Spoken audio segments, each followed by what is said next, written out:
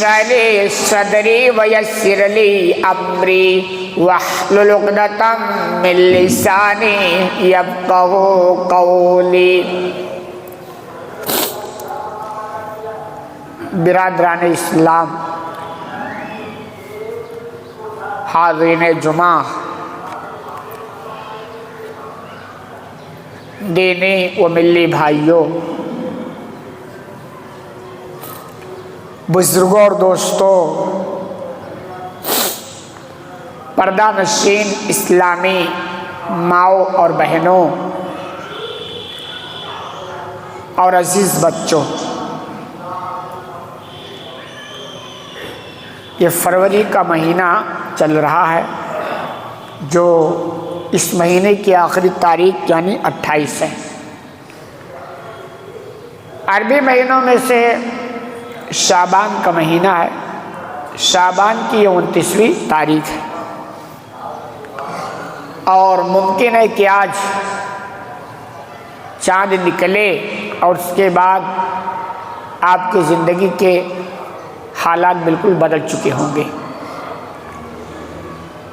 اور اگلا جمعہ جو آئے گا وہ انشاءاللہ رمضان المبارک کے مہینے کا ہوگا۔ اس مہینے کے تعلق سے یعنی عظیم مہینہ ماہ رمضان کے تعلق سے کچھ اور سی باتیں ہیں، اسے سنیں اور کوشش کریں کہ اس کو عملی جامہ پہنائیں۔ سننا کمال نہیں ہے یا سنانا کمال نہیں ہے، دونوں کے لیے کامیابی اس میں ہے کہ سنانے والا بھی اس پر عمل کرے اور جس کو سنایا جا رہا ہو وہ بھی اس پر عمل کرنے کی کوشش کرے حتی الامکان، تو بات بنتی ہے۔ اس مہینے کے شروع ہونے سے پہلے ایک چیز یہ کوشش کریں کہ اپنے نیتوں میں اخلاص پیدا کر لیں۔ اخلاص باب فعل کے وزن پر مصدر، جس کا معنی ہوتا ہے کسی کام کو خالص کرنا، اصطلاح میں کہ کوئی کام صرف اللہ رب العالمین کی رضا جوئی کے لیے، خوشنودی کے لیے کیا جائے، اس کو اخلاص کہا جاتا ہے۔ تو الحمدللہ یہ مہینہ شروع ہونے والا ہے۔ اس مہینہ کے شروع ہوتے ہی آپ دیکھیں گے آٹومیٹک بڑی تبدیلی ہوتی ہے زندگی کے اندر۔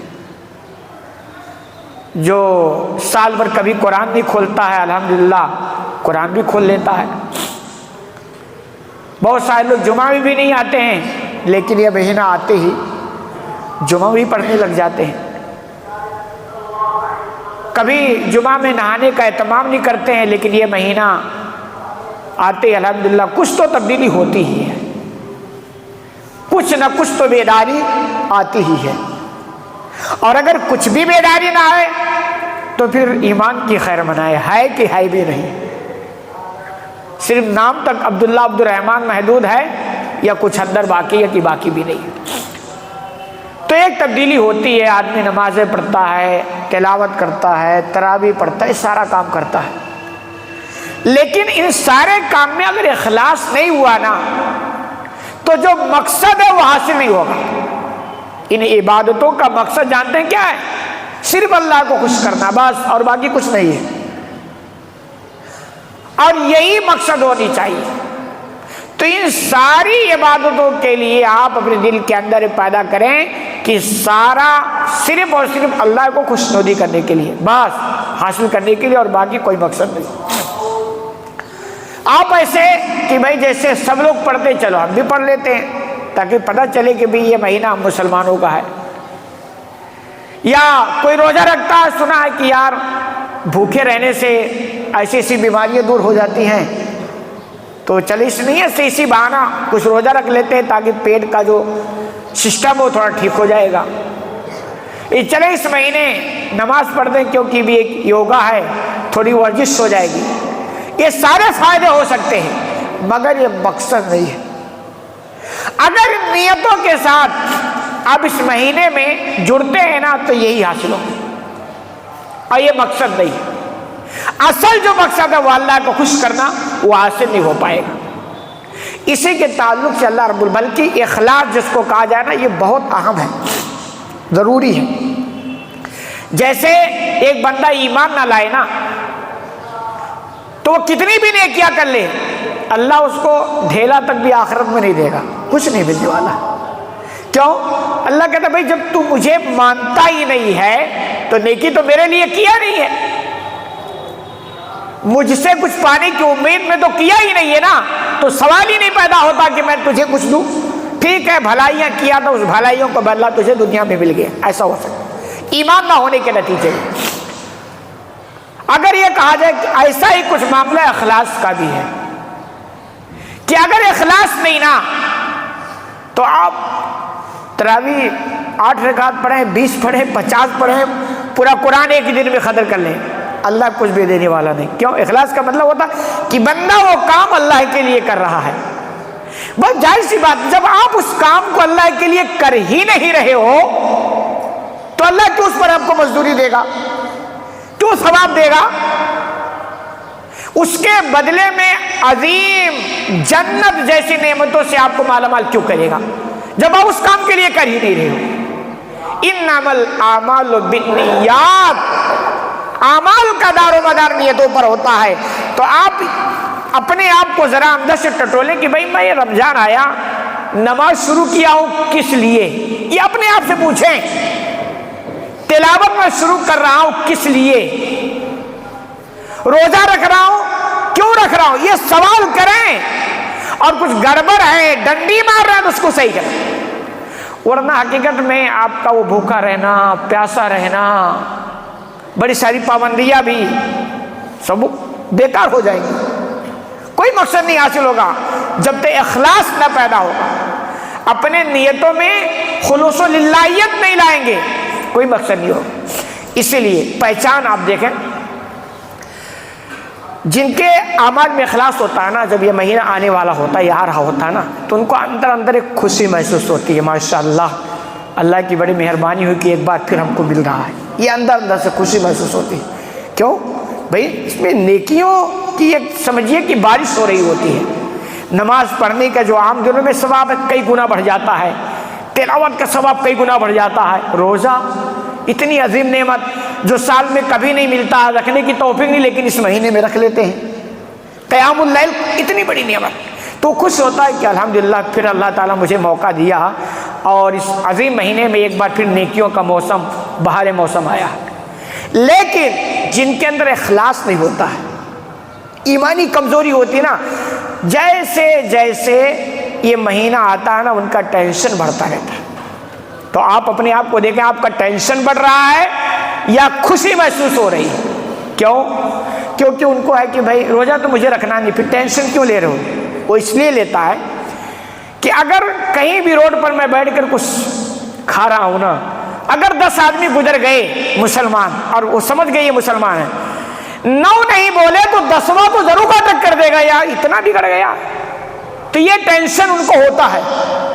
اسی لیے آپ دیکھیں گے بمبئی وغیرہ کا جو تجربہ ہے، ہوٹلوں پر باقاعدہ پردے لگ جاتے ہیں۔ کیا کریں بیچاروں کے لیے کچھ تو انتظام وہ کرتے ہیں، جن کو پیسہ ہی لے دے کر کچھ تو ہے نہیں، تو یہ ہے۔ تو اپنے آپ کو یہ سوال کریں کہ جو کچھ ہم کرنے جا رہے ہیں، کر رہے ہیں، اس کا مقصد کیا ہے، کیوں کر رہے ہیں؟ اور اللہ نے قرآن کے اندر اہل کتاب کے تعلق سے صاف اعلان کیا، اور وہی اعلان امت مسلمہ کے لیے بھی ہے۔ وَمَا أُمِرُوا إِلَّا لِيَعْبُدُوا اللَّهَ مُخْلِصِينَ لَهُ الدِّينَ حُنَفَاءَ، کہ انہیں اسی بات کا حکم دیا گیا تھا کہ وہ دین کو اللہ کے لیے خالص کرتے ہوئے نیکیاں کریں، دین کا کام کریں، اور حنفاء یکسو ہو کر۔ یکسو مطلب جب اللہ کے لیے وہ کام کریں تو پھر اور کوئی مقصد نہیں۔ ایسا کہ نماز میں یکسو کیسے آپ نماز پڑھ رہے ہیں، یکسو کا مطلب دنیا سے آپ کٹ گئے، اب آپ کو ٹینشن نہیں کہ آپ کے گودام پر کون آ رہا، آپ کے گلے میں پیسہ کتنا ہے، آپ کے موبائل میں کس، یہ سب نہیں۔ یہ یکسو کا مطلب ہوتا آپ کٹ چکے ہیں دنیا سے، مصلی میں کھڑے ہو گئے، مطلب آپ صرف اللہ کا ہو کے کھڑے ہیں، اور اخلاص کہ جو کچھ کریں وہ صرف اللہ کے لیے۔ تو اسی کی تلقین کی گئی، اور یہی دعوت اس امت کو بھی دی گئی کہ اپنے عملوں میں اخلاص پیدا کریں، خلوص اللہیت پیدا کریں.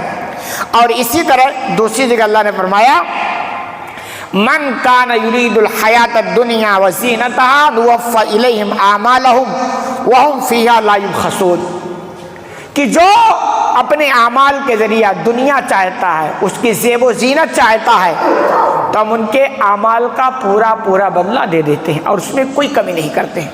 یعنی آپ کچھ کرنا چاہتے ہیں اور چاہتے اس کا بدلہ ہمیں دنیا میں مل جائے، اللہ کہتا ہم دیتے ہیں، لیکن یہ مقصد نہیں ہے.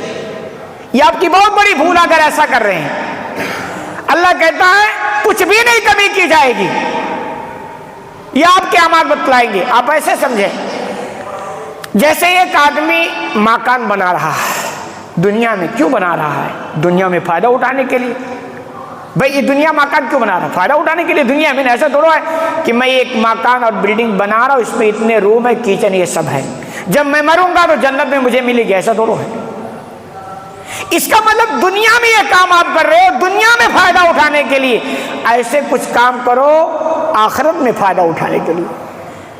تو اللہ کہتا ہے جو کام آپ دنیا میں کرتے ہو دنیاوی حصول کے لیے کچھ بھی کمی نہیں کریں گے، پورا پورا دیں گے.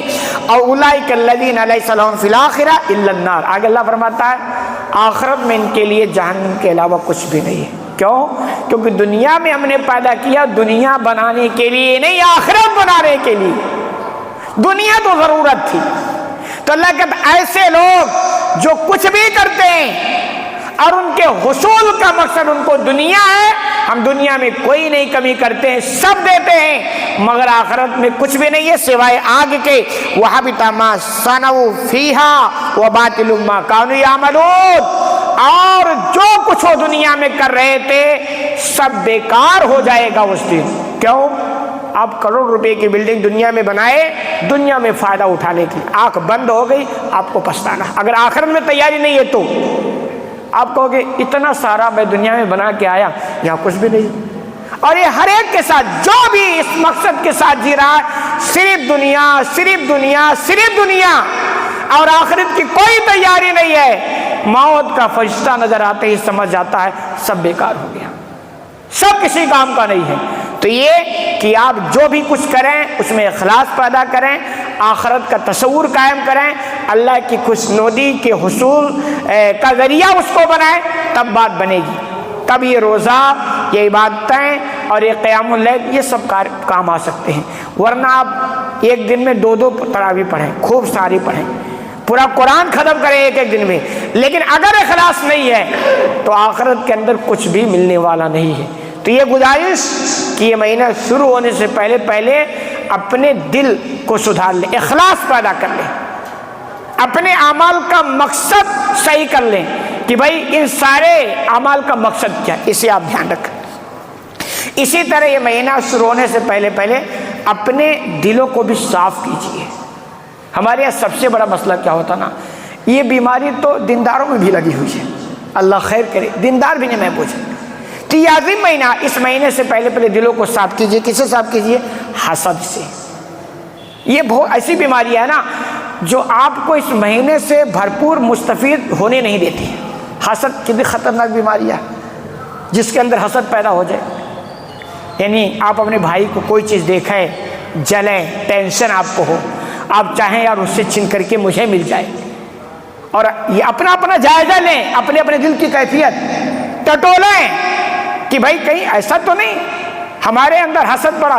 بھائی فالتو آپ کسی سے جل رہے ہو، اس نے کچھ آپ کا بگاڑا نہیں، آپ اس کی خوشحالی دیکھ کر کے آپ کو ٹینشن ہو رہا، اس کی ترقی دیکھ کر کے ٹینشن ہو رہا ہے، اس کا پیسہ دیکھ کر کے ٹینشن ہو رہا، حسد جل رہے ہیں اور یہ اس کے لیے عذاب ہے. بھائی کما کوئی رہا ہے جل ہی رہا ہے، خوشحال کوئی ہے پریشانی ہوتا. تو اگر دل میں حسد ہے کیونکہ اس کا نتیجہ بڑا خطرناک ہے، حسد ہے نکالیے، دل بڑا کیجیے، صاف کیجیے. اسی طرح کینہ، بھائی دنیا میں کبھی نرم گرم ہو جاتا ہے، برتن جہاں 4 ہوتے کھٹپٹ ہوتا ہے، لیکن اس کا مطلب نہیں کہ دل میں بغض رکھ لو، کینہ رکھ لو اور وقت کا انتظار کرو آنے دو وہ دن تب بتائیں. یہ مہینہ آنے سے پہلے اس کی صفائی کریں، نکالیں کینہ کا، دل بڑا کرو. اور وہ حدیث کہ بھائی اگر کوئی آپ کو تکلیف پہنچائے نا تو معافی مانگنے سے پہلے اس کو معاف فرما دو. آپ کو معاف فرمانے کا جو نیکی ہے نا معافی سے پہلے وہ بہت بڑی ہے, وہ اللہ آپ کو دے گا. آپ ٹینشن نہ لیں کہ یار میں نے تو اس کو معاف کر دیا تو میرا کچھ نقصان نہیں ہونے والا ہے. اللہ آپ کو بہت دے گا, دنیا میں بھی دے گا, اور اس کا جو نیکی ہے وہ آپ تصور نہیں کر سکتے. تو دلوں سے نکالیں, حسد نکالیں, کینہ کپٹ نکالیں. اسی طرح خواہشات نفس, جو ہمارے نفس کی بیجا خواہشات جسے اسلام روکتا ہے, ان ساری چیزوں پر پابندی لگائیں, تب جا کر کے آپ اس مہینے سے بھرپور مستفید ہو پائیں گے. اسی طرح عداوت, ہمارے مطلب زندگی گزر رہی ہے بچپنا سے جوانی, جوانی سے بڑھاپا, قبر میں, لیکن دشمنی اور عداوت ختم کرنے کو ہم تیار نہیں. کیا لے کے جی رہے ہیں یار؟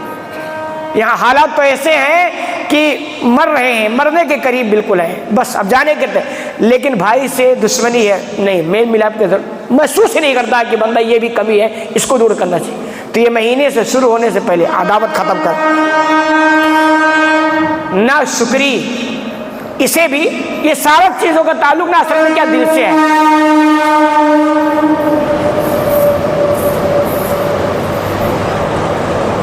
تو زندگی میں اگر نہ شکری ہے اسے بھی دور کریں. صبر و شکر, مصیبتیں پریشانیاں آئیں صبر کیجیے, خوشحالی آئے نعمتیں ملیں شکر گزاری کیجیے, نہ شکری زندگی میں نہ آئے. ایسے ہی ہر قسم کی نافرمانی سے اپنے آپ کو پاک کیجیے.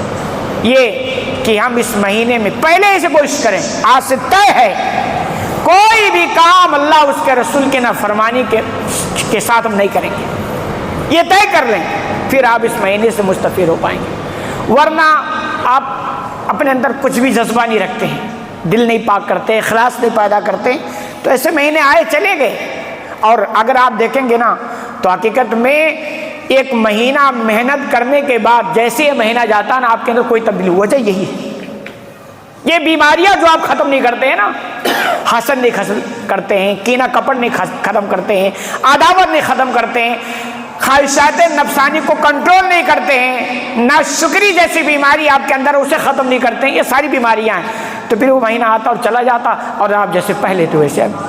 جبکہ یہ مہینہ کا مطلب آپ کے اندر تبدیلی آنی چاہیے, اصلاح ہونی چاہیے, سدھار آپ کے اندر ہونی چاہیے, وہ ہو ہی نہیں رہی ہے.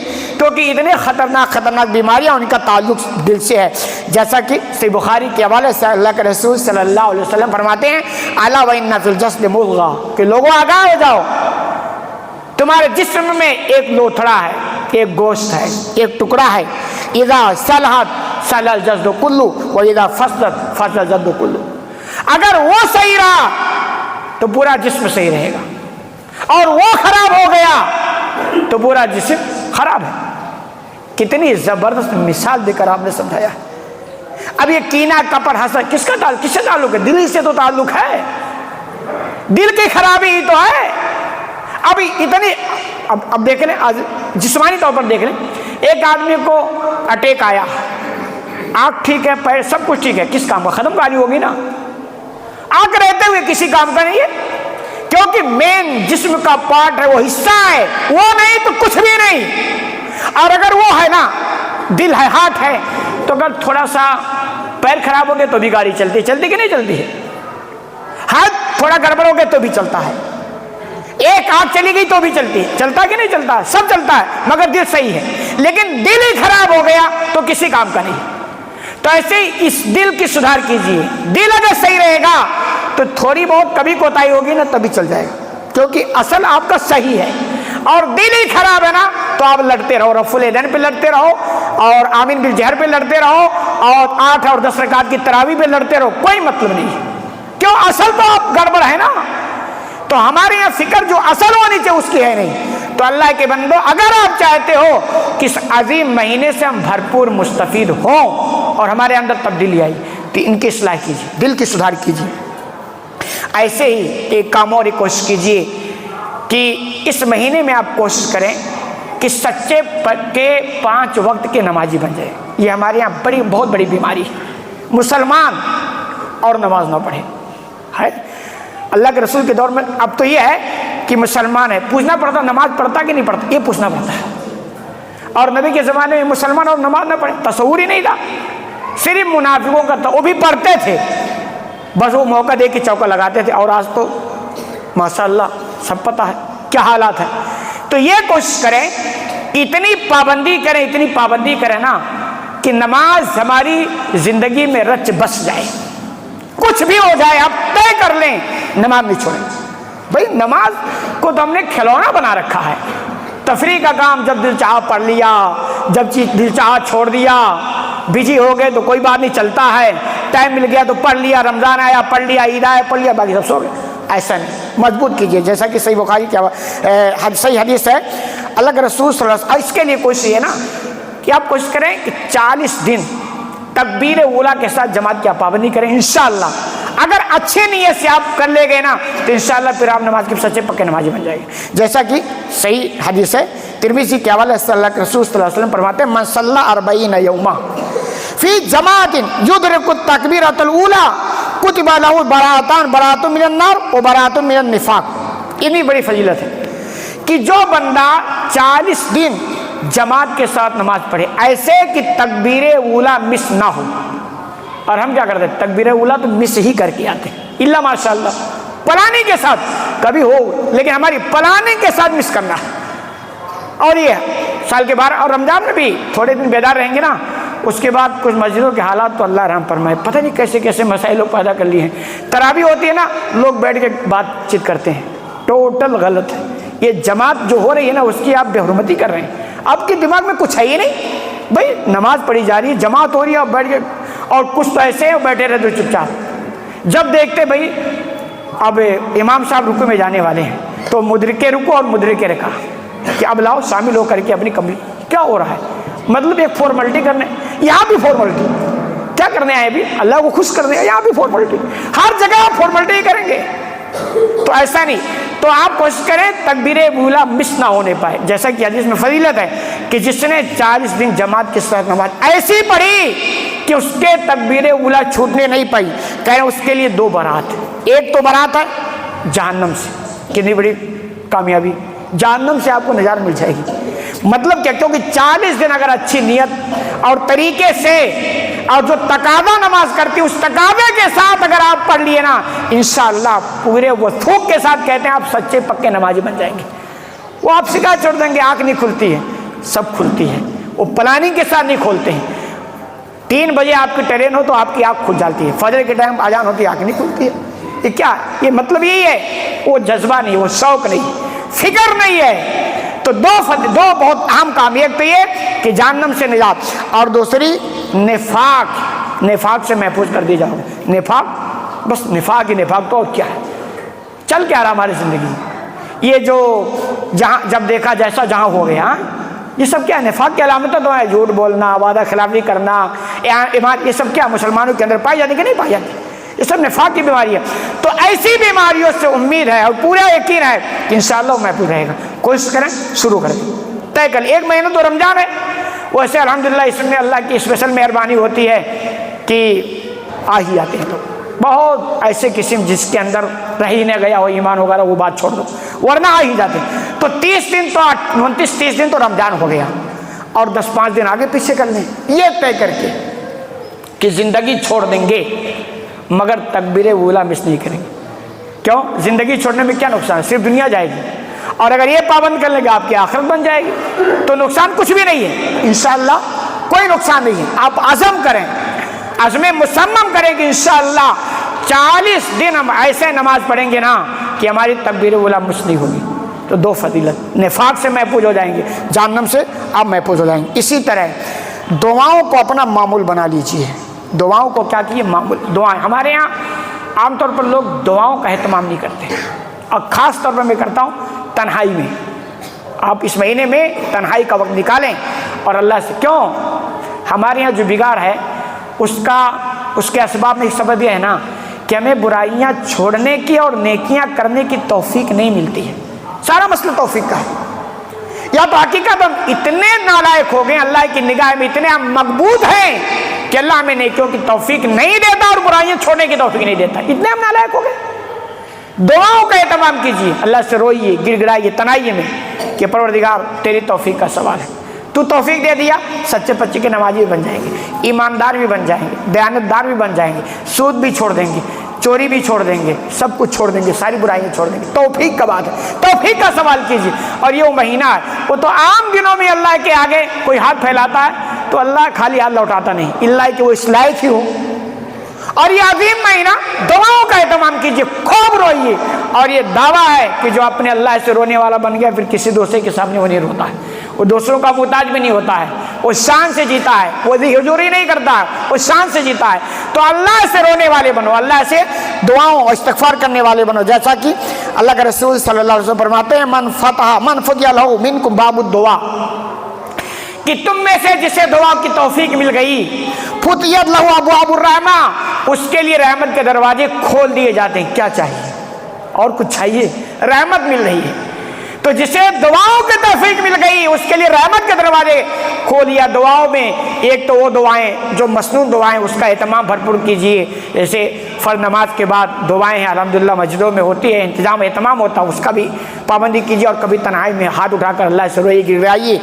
جسے دعاؤں کو توفیق مل گئی اس کے لیے رحمت کے دروازے کھول دیے جاتے ہیں۔ وما سئل اللہ شیئا یعنی احب الیہ من ان یسأل العافیہ، اور اللہ کے نزدیک محبوب چیزوں میں سے سب سے بڑی نعمت یہ ہے کہ کوئی بندہ عافیت کا سوال کرے۔ اللہ میں تجھ سے عافیت کا سوال کرتے ہیں، حفاظت، اپنی حفاظت میں تو ہم کو لے لے۔ عافیت میں اللہ منی اسألک، اس طرح کی دعائیں بھی بہت ساری ہیں، وہ دعاؤں کا بھی آپ اہتمام کیجیے۔